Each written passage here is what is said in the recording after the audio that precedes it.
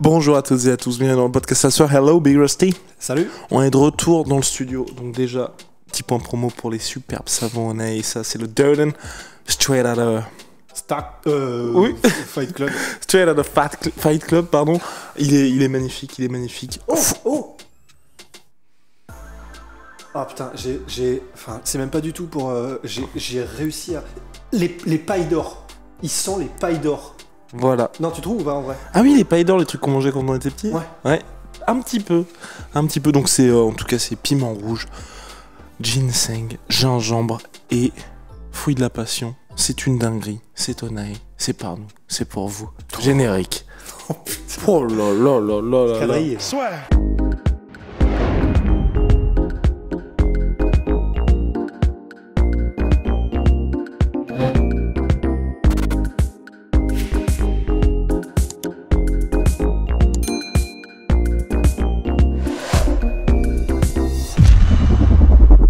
Aujourd'hui, on s'intéresse à Sean O'Malley qui revient à l'UFC 269. Donc, Sean O'Malley toujours aussi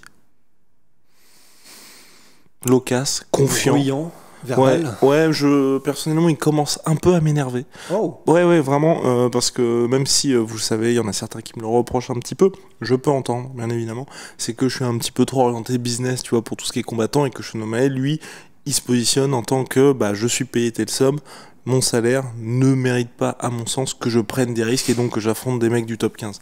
Sauf qu'au bout d'un moment, tu vois, je me suis refait le combat contre Chris Moutinho. Certes, il le domine de la tête et des épaules, mais il se prend quand même quelques coups, mine de rien, Sean O'Malley. Et ça m'énerve un petit peu, tu vois, qu'il soit là à dire, le seul mec qui peut battre Petroyan, c'est moi. Jusqu'à présent, le plus grotesque qu'il ait eu en carrière, c'était Chito Vera, il s'est incliné, et enfin, tu vois, il n'y a aucune progression dans les adversaires. La Rose va vous en parler. Il affronte, certes, peut-être le deuxième adversaire le plus, sur le papier en tout cas, qui présente le plus de challenge face à lui, mais on s'attend à autre chose pour quelqu'un qui est à l'UFC depuis maintenant 3 ans, je crois.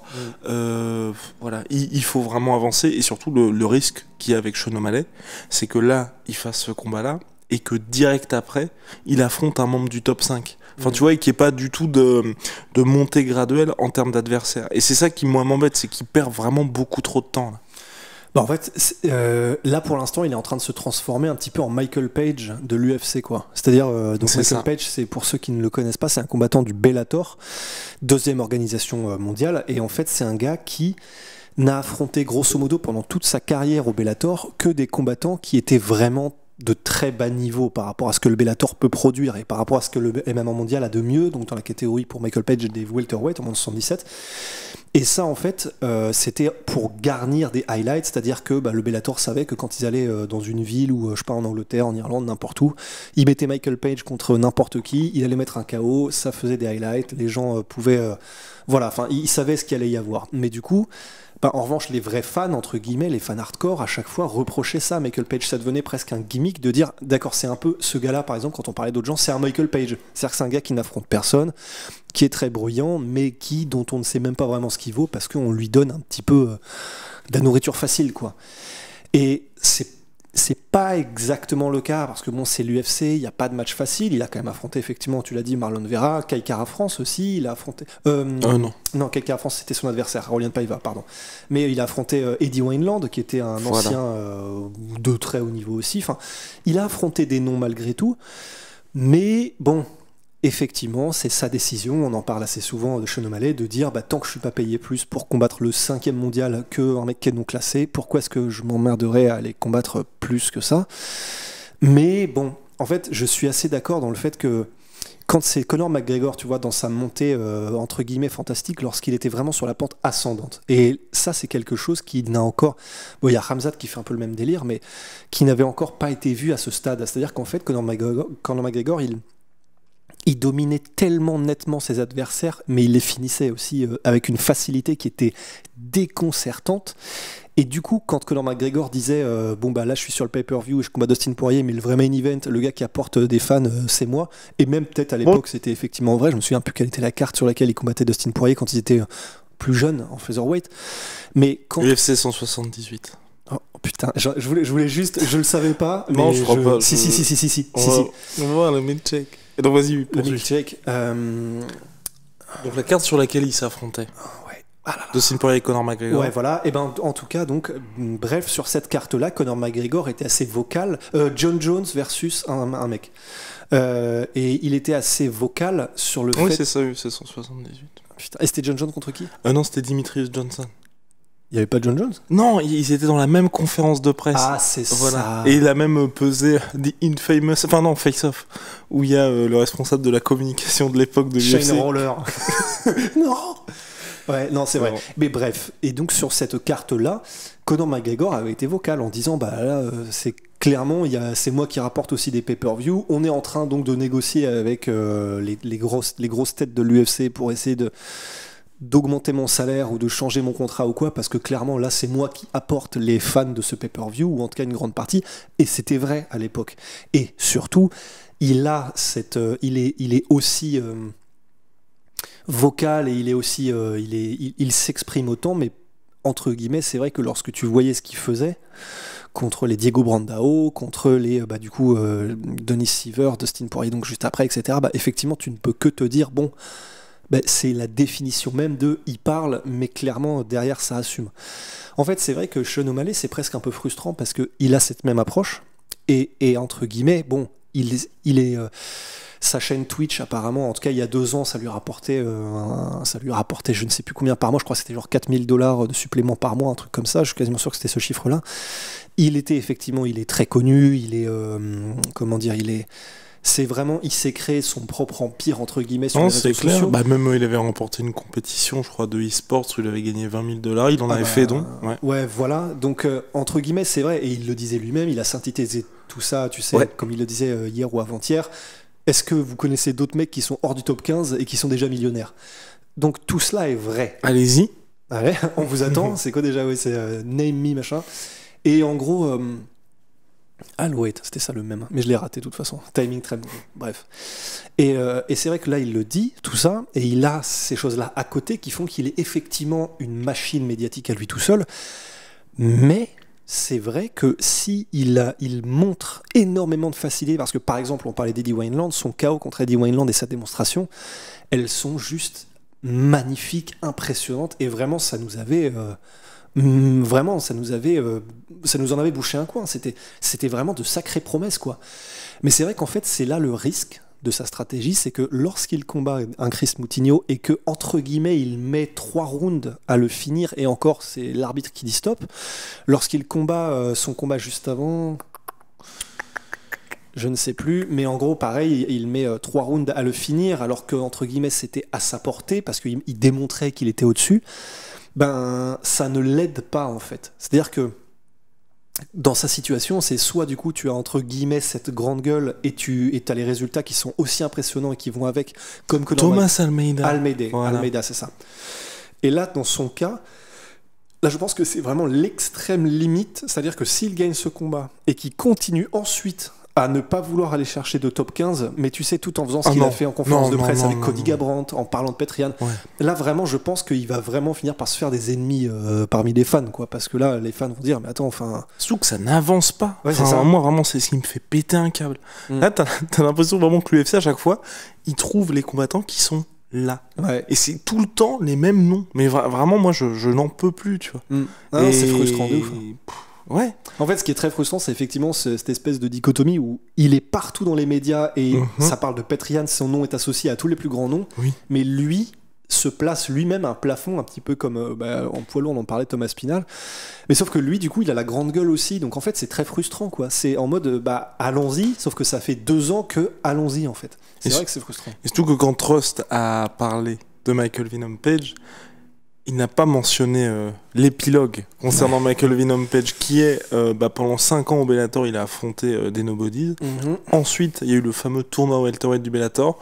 Premier combat, on s'attendait vraiment à un truc de malade contre Sam Tex, Paul Daly, un des combattants préférés de Rust. Je kiffe. Et finalement, en gros, on a vu, on se dire que Paul Daly n'a pas voulu prendre de risques, donc finalement, et il s'est incliné. Pétard mouillé, la définition, ce combat. Complètement. Deuxième combat, donc là premier test on peut dire quand même validé de Ouais. la part de Venom Page. Deuxième combat, donc là dans le tournoi c'était contre Douglas Lima, champion à l'époque, et là il s'est pris un KO monstrueux, les kicks qui le déséquilibre, puis un uppercut, et puis donc voilà, KO tout simplement.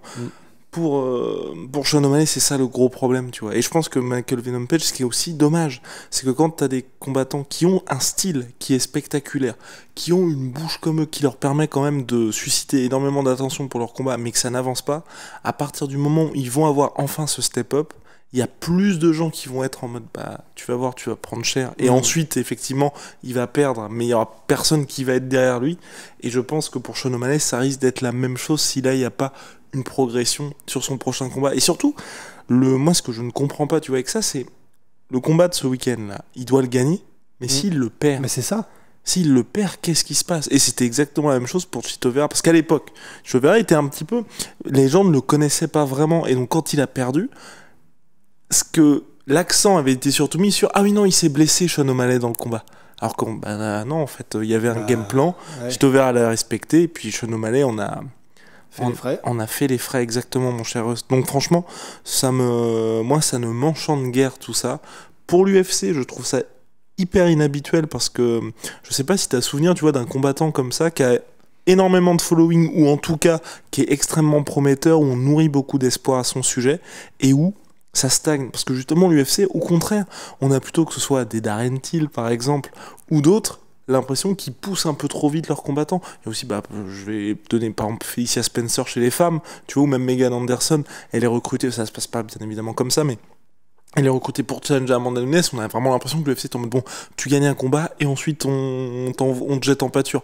Pareil pour quand Chris Cyborg était championne featherweight, c'était ça. C'était bon, on recrute quelqu'un, Yana Kunitskaya, c'est ça, elle arrive de l'Invicta, bon allez, tu t'y colles. Direct. Ouais. Donc, Non, c'est vrai. et là vraiment, Sean O'Malley, je trouve, tu vois, l'UFC, avec toutes ces déclarations en plus de Sean O'Malley précédemment par rapport à son salaire, qui sont extrêmement cléments avec lui. Donc pareil, il dit je ne veux pas combattre à New York parce qu'on va me prendre trop d'impôts. Donc je combats chez moi à Las Vegas. Il a son combat à la fin de l'année à Las Vegas. Enfin, c'est extrêmement surprenant, tu vois. Je sais pas du tout à quoi c'est dû, c'est vrai. Mais parce qu'effectivement, t'as l'impression que, comment dire, lui fait ce qu'il veut, mais en même temps, j'ai envie de dire, donc, l'UFC, s'il voulait vraiment lui mettre la pression, il pourrait faire quoi? Dans le sens, c'est pas qu'il refuse de combattre, il combat, d'ailleurs, il a combattu 3 fois en 2020, il va combattre 3 fois en 2021, donc c'est pas qu'il refuse de combattre. En fait, je pense que c'est là où l'UFC doit être un peu entre deux eaux, parce qu'ils se disent, bon, il refuse pas de combat, donc dès que, en gros, il combat 3 fois par an, ça nous fait une grosse attraction médiatique. Donc ça se trouve, l'UFC est en mode, bon, c'est un moindre mal. Tant que lui ne veut pas progresser, on se le garde sous le coude.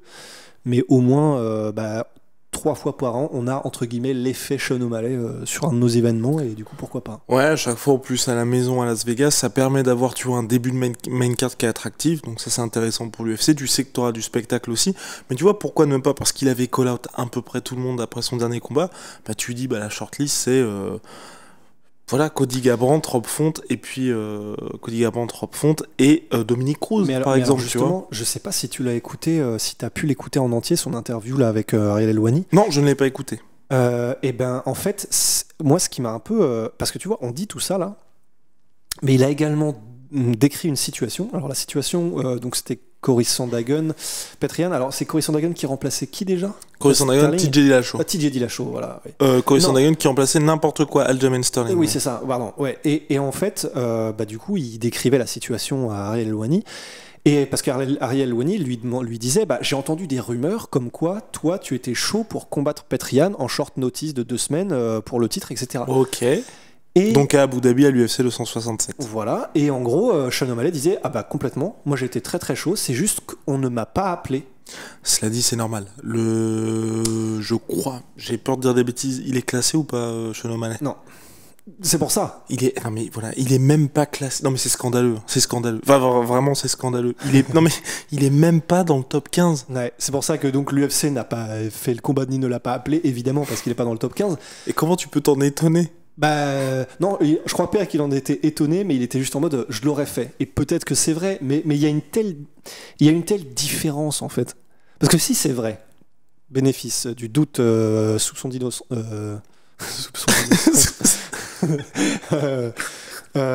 Comment on dit? Oui, là, oui. Soupçon d'innocence. Présomption d'innocence. Présomption d'innocence. C'est ça. Et ben, du coup, il était présumé innocent, ça se trouve. Soupçonné innocent. Des fois que. Ça ferait un bon titre d'album, ça. Je sais pas de quoi ni dans quel truc, mais. Ouais.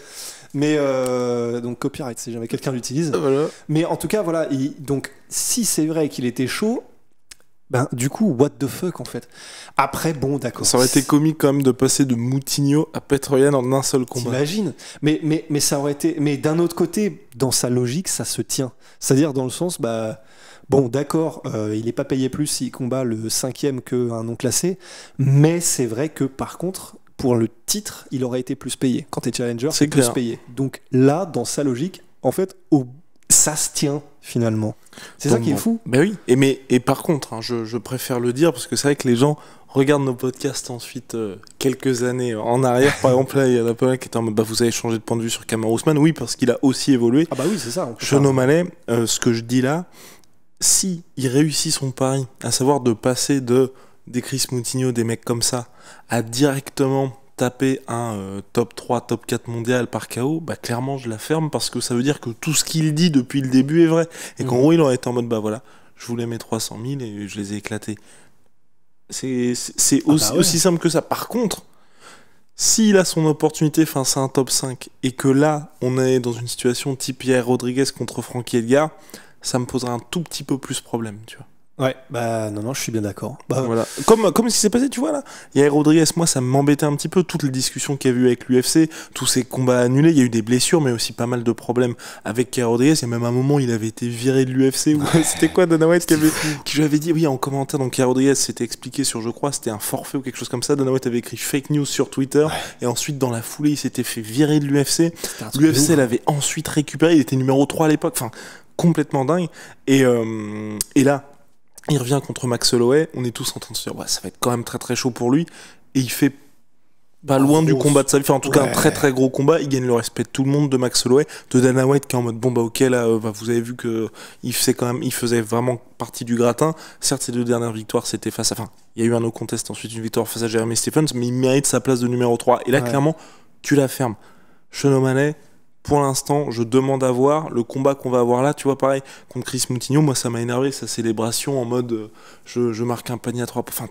Enfin, t'as tabassé un gars qui faisait ses débuts à l'UFC et qui était garagiste la semaine, et vraiment c'est pas une blague, il était garagiste. Ouais. T'aurais pas, tu peux à la rigueur faire cette célébration si tu le finis au premier round. Mettre 3 rounds pour finir Chris Moutinho, bah non. Tu vois, au contraire, tu vois, tu serres la main du gars et tu lui dis, bah franchement, chapeau bas, tu vois. Ouais. Ce que d'ailleurs, pour lui rendre ce qu'avait fait Khabib, par exemple, contre Darrell Archer.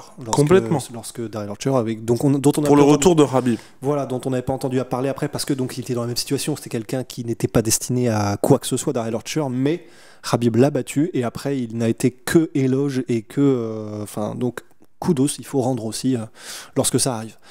Mais ouais, effectivement, donc, mais c'est intéressant pour ceux qui disent qu'on a changé de point de vue sur Kamaru Usman. C'est absolument vrai, mais c'est encore heureux. J'ai envie de dire. Oui, ça montre qu'on reste pas bloqué sur nos. Et puis, voilà. Disons, c'est pas du tout pour qu'on se jette des fleurs. C'est simplement, qu'on est géniaux. Ouais, voilà, finalement. Non, c'est simplement de dire. Moi, ça me rassure plutôt en fait que tu me dises ça et que. Ah bah oui. Parce que le pire, ce serait justement de ne jamais changer de point de vue. Et c'est pour ça, ce qui est trop cool, mais c'est que donc, il suffirait effectivement d'un combat ou deux et de certaines déclarations ou de machin pour que on change totalement d'avis sur Sean O'Malley, quoi. Et ce serait du coup normal. C'est la vie se fait en fonction de ce qu'on estime être une analyse objective de la situation. Donc voilà quoi. Nous ne sommes pas partisans, voilà.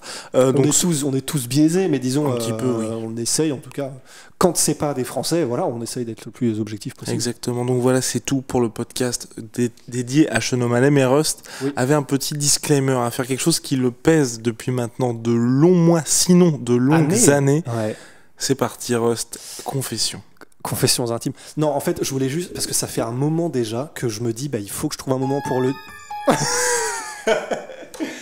Non, voilà, en fait, j'ai tanné Guillaume avec ça parce que en fait, ça fait un moment déjà que J'étais censé faire une interview et je l'ai faite de Thomas Loubersan et c'était, je crois, il y a 1 an ou 1 an et demi, quelque chose comme ça.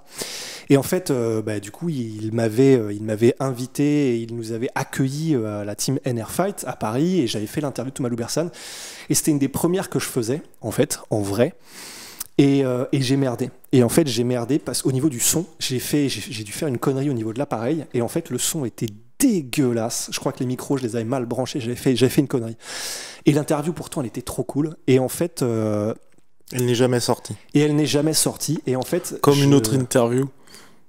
Ah bon? Ouais, d'un des plus grands de tous les temps. Oh, mais ce sera pour un prochain podcast. Ouais, oh là là. Et donc, en tout cas, pour Thomas Loubersan, c'est vrai que j'avais fait cette interview. Elle avait été trop cool. Thomas, il avait été, trop cool avec moi et tout, c'était vraiment génial.